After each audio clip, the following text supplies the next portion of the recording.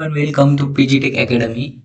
तर मित्रांनो, जसं की तुम्ही थंबनेल पाहत असाल की first semester end, first semester तो हो गया, अब आगे क्या?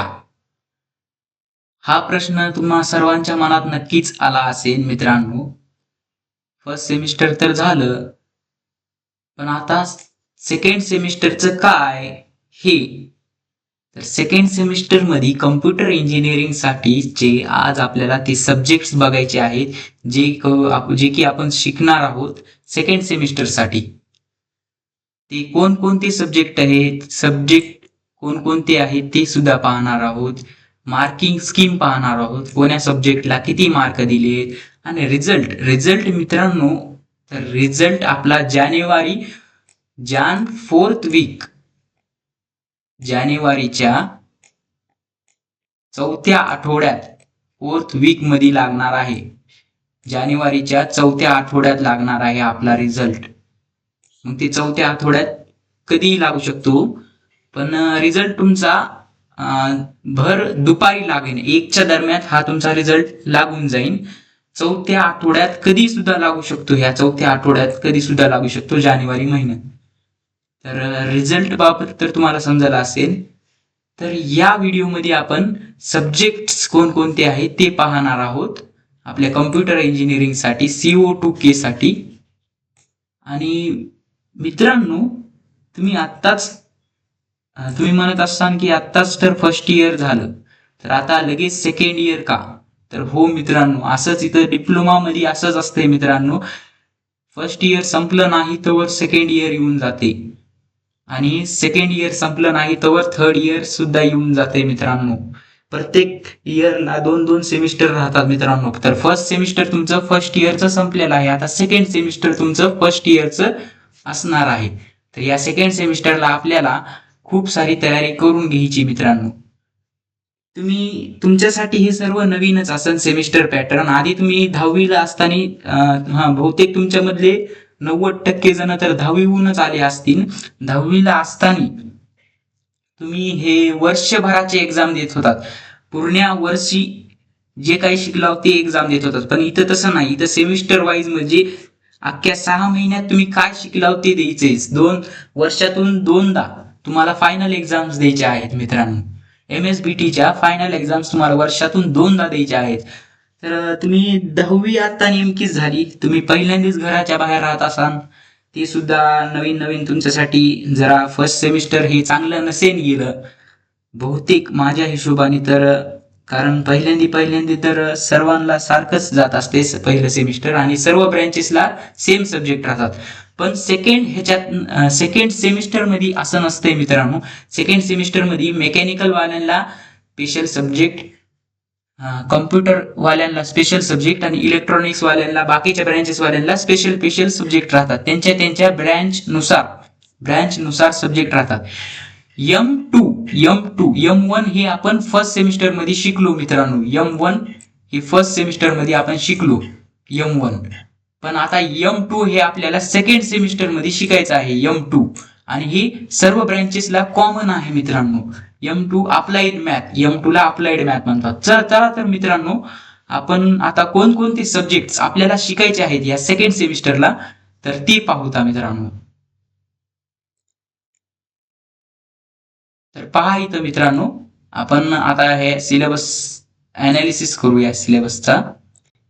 तर या सिलेबस मध्ये थोडं साईडला घेतो. या सिलेबस मध्ये आपल्याला टोटल 7 विषय शिकायचे आहेत मित्रांनो, 7.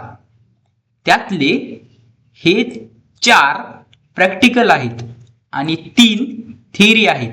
वरचे 3 थिअरी आणि 4 प्रॅक्टिकल असे विषय तुम्हाला आहेत.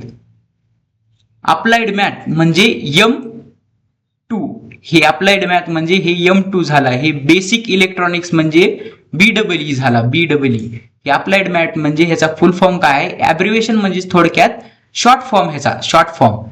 आणि हे AEMS चा फुल फॉर्म अप्लाइड मॅथमॅटिक्स होते. BEE चा फुल form basic electronics and electrical असा होतोय, इंजिनिअरिंग. तर आणि हे तिसरा विषय हा थिअरी. 3 थिअरी शिकायचे मित्रांनो. याची तुम्हाला 70 मार्काची पेपर होणार आहे MSBT कडून फायनल या सेमिस्टरला, या समर एक्झामसाठी. आणि हे तर प्रॅक्टिकल हे तर तुमच्या कॉलेजमध्येच कंडक्ट होतील. याचं काही एवढं हे नसतंय मित्रांनो, याच्यावर एवढं काही लक्ष देत नाहीत बरेचसे पोरं. तुम्ही आता फर्स्ट इयर म्हणजे फर्स्ट सेमिस्टर तुमचं झालं असेल तर तुम्हाला माहितीच असेल की फिजिक्सचं केमिस्ट्रीचं कसं प्रॅक्टिकल झालं, कसं काय झालं. तर त्यानुसार सगळं ते सेम तसंच राहते. इंग्लिशचं कसं प्रॅक्टिकल झालं, M1चं कसं प्रॅक्टिकल झालं, तसंच सेम. पण इथं मित्रांनो तुम्हाला फिजिक्स केमिस्ट्री हे शिकायचं नाही. इथं तुम्हाला आता तुमच्या ब्रँचला अनुसारित सब्जेक्ट शिकायचे. आता तुमची कम्प्युटर ब्रँच असेल तर तुम्हाला प्रोग्रामिंग इन C हा सब्जेक्ट तुम्हाला या सेमिस्टरला शिकायचा आहे. आणि बाकीचे ते हे M2 सर्व ब्रँचेसला कॉमन राहणार आहे. आणि हे बेसिक इलेक्ट्रॉनिक्स हा EG आणि कम्प्युटर ह्या दोन्हीला राहणार आहे. बेसिक इलेक्ट्रॉनिक्स EG आणि कम्प्युटरला दोन्हीला राहणार आहे. तर मित्रांनो मी काय म्हणतो, हे प्रॅक्टिकलचं तर जाऊ द्या. हे तीन थेअरीवर तुम्हाला चांगला फोकस द्यायचा आहे. हे जे 3 थेअरी दिसायलेत ना, 3 थेअरीवर तुम्हाला चांगला फोकस द्यायचा आहे. त्यातला पहिला म्हणजेच M1, त्याची तुम्हाला 30 मार्काची युनिट टेस्ट होणार आहे. 30 मार्काची हे 30 मार्क कसे भेटतील तुम्हाला तर ते मी पुढे तुम्हाला सांगून देईन. नाही इथंच सांगतो, थांबा मित्रांनो. 30 मार्क आता इथं नीट लक्ष द्या मित्रांनो. तुमची युनिट टेस्ट 1 होणार आहे मित्रांनो. युनिट टेस्ट 1 आणि युनिट टेस्ट 2 हे असे 2 युनिट टेस्ट होणार आहेत मित्रांनो. ते युनिट टेस्ट 1 ही 30 मार्काची असेल मित्रांनो आणि युनिट टेस्ट 2 सुद्धा 30 मार्काची असेल. तर हे 30 मार्क कसे मिळतात ते पाहायचे मित्रांनो. तर ही युनिट टेस्ट 1 सुद्धा 30 मार्काची आणि युनिट टेस्ट 2 सुद्धा 30 मार्काची. सपोज हा पहिला विद्यार्थी आहे, या पहिल्या विद्यार्थीला युनिट टेस्ट 1 मध्ये 24 मार्क भेटले. पहिल्या विद्यार्थ्याला युनिट टेस्ट 1 मध्ये 24 आणि दुसऱ्या पहिल्या विद्यार्थ्यालाच युनिट टेस्ट 2 मध्ये 24 मार्क भेटले. परत 24. तर त्याचं ॲव्हरेज काढलं जाईल मित्रांनो. ॲव्हरेज म्हणजे या दोन्ही नंबरला ऍड केलं जाईल. या दोन्ही नंबरला ऍड केल्यानंतर 48 होतो मित्रांनो. 48 आणि त्याला डिवाइड बाय 2 केलं जाईल मित्रांनो. डिवाइड बाय 2 ह्याचा आन्सर काय येईल मित्रांनो 24. म्हणजे ह्याला 30 पैकी किती मार्क पडले मित्रांनो 24 मार्क्स पडले ह्याला पहिल्या विद्यार्थ्याला. आणि सपोज दुसरा विद्यार्थी आहे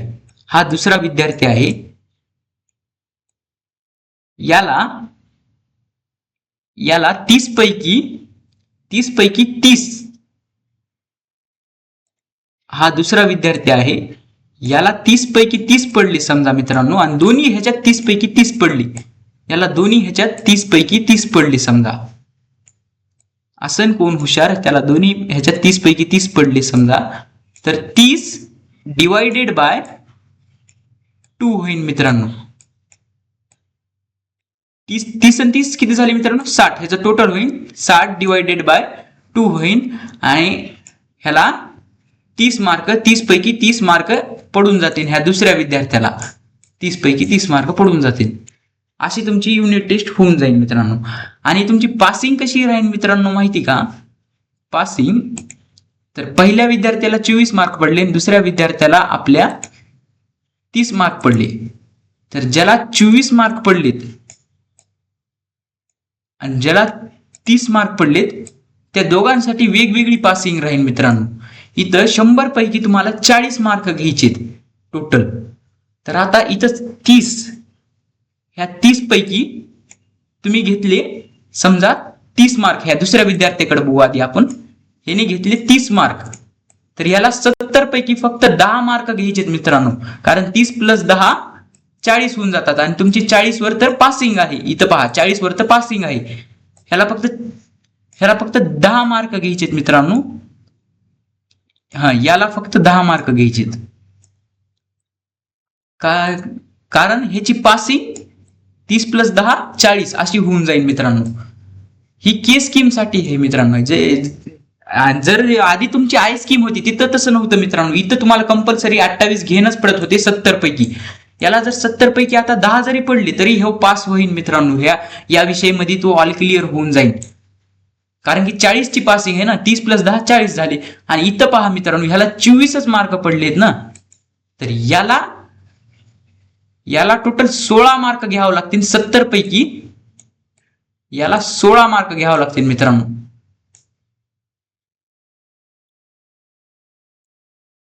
नाही 16 नाही, 26 मार्क घ्यावं लागतील मित्रांनो. 26 नाही, हो 16 बहुतेक 16. हा कारण 40, हो 40 होते, 16 गेला.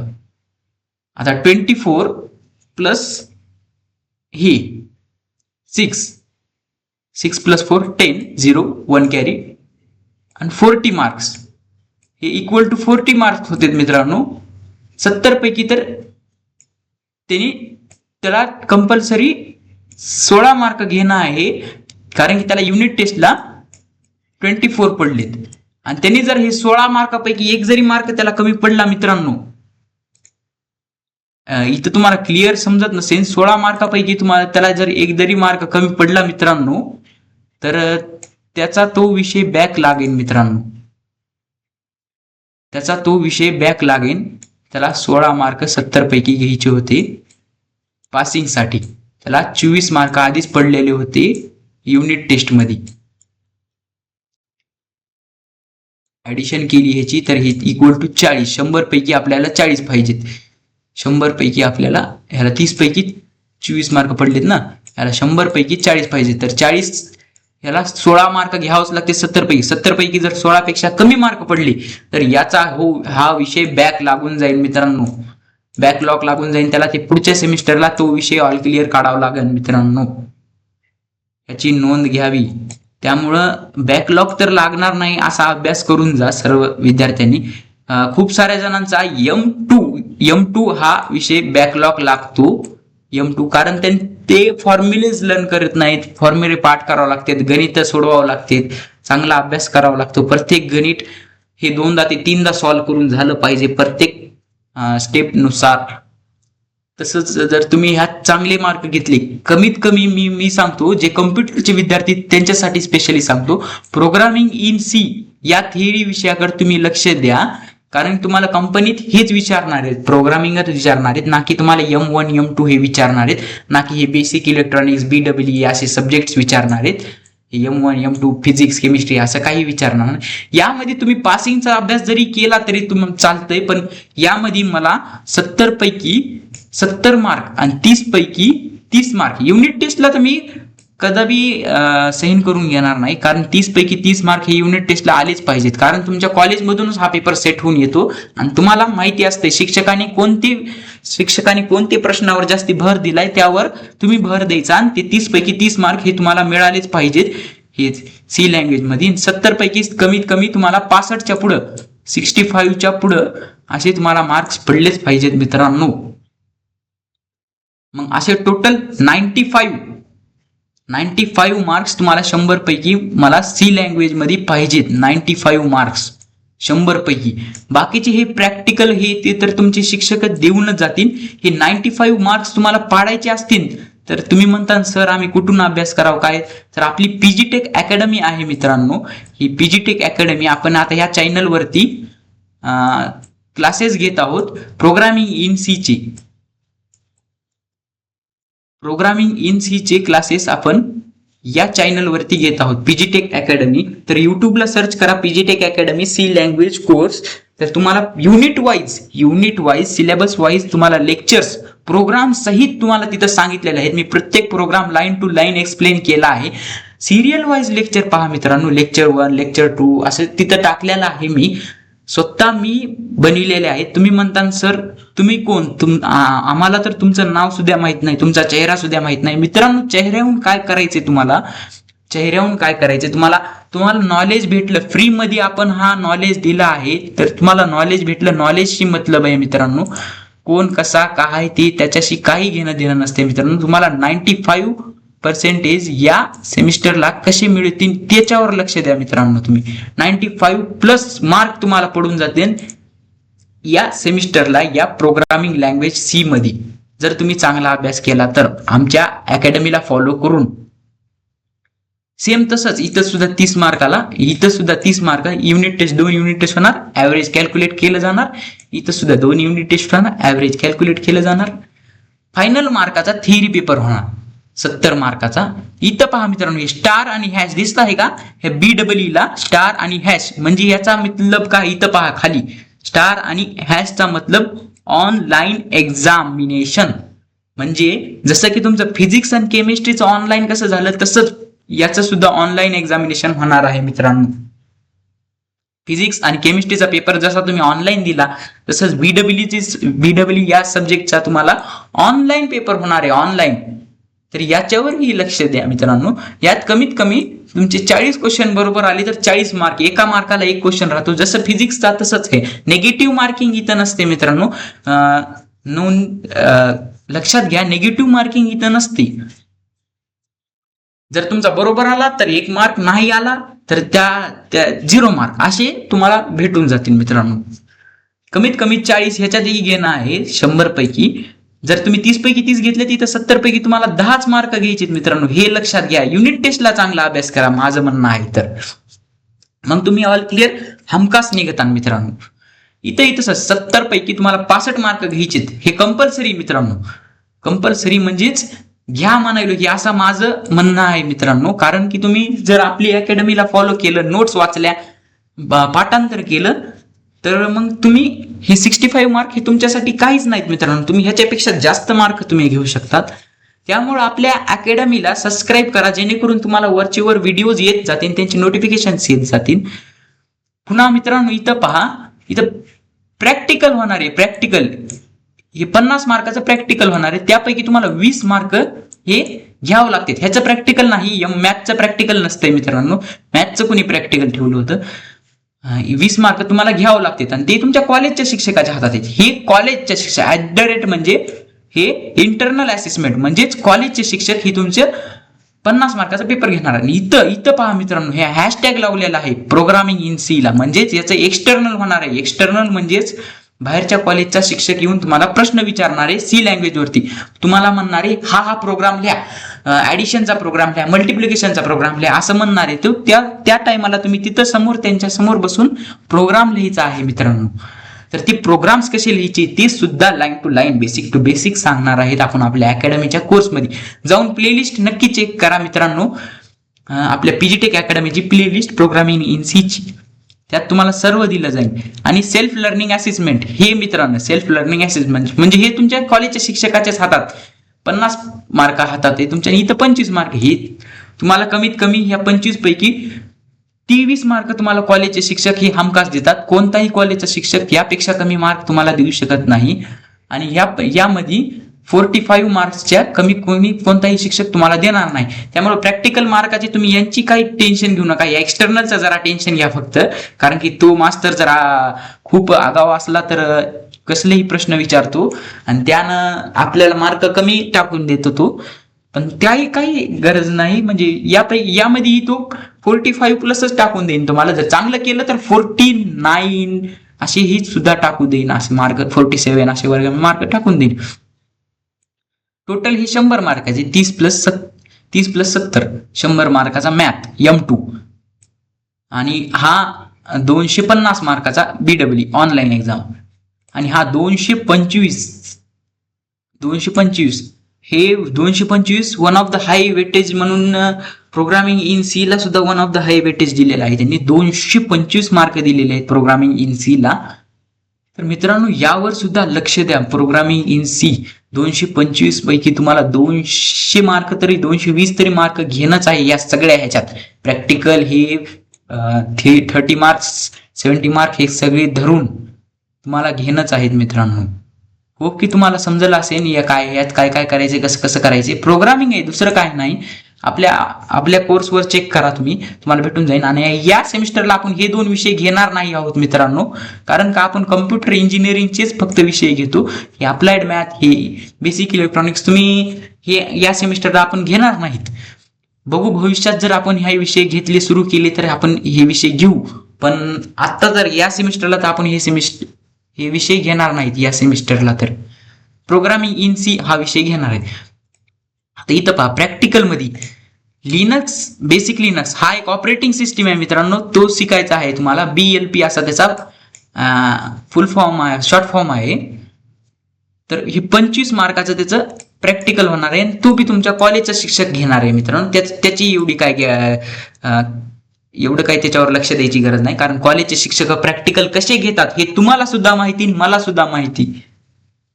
कारण की तुम्ही आता फर्स्ट ह्याला बघितलंच असेल, फर्स्ट सेमिस्टरला तुमचे प्रॅक्टिकल कसे घेतले हो, फिजिक्सचे, केमिस्ट्रीचे, तसेच याचं सुद्धा तसंच प्रॅक्टिकल घेणार आहेत. उगाच 4-5 प्रॅक्टिकल करून दाखवतील, तुम्हाला मॅन्युअल लिहायला लावतील, तुम्हाला मायक्रो प्रोजेक्ट करायला लावतील, असाइनमेंट लिहायला लावतील आणि सोडून देतील. तुम्हाला हे मार्क 25 पैकी 23, या 25 पैकी 23 असे मार्क देऊन टाकून तुम्हाला सोडून देतील. हे मार्क असे देऊन टाकतील तुम्हाला. तर याचा काही काळजी करू नका.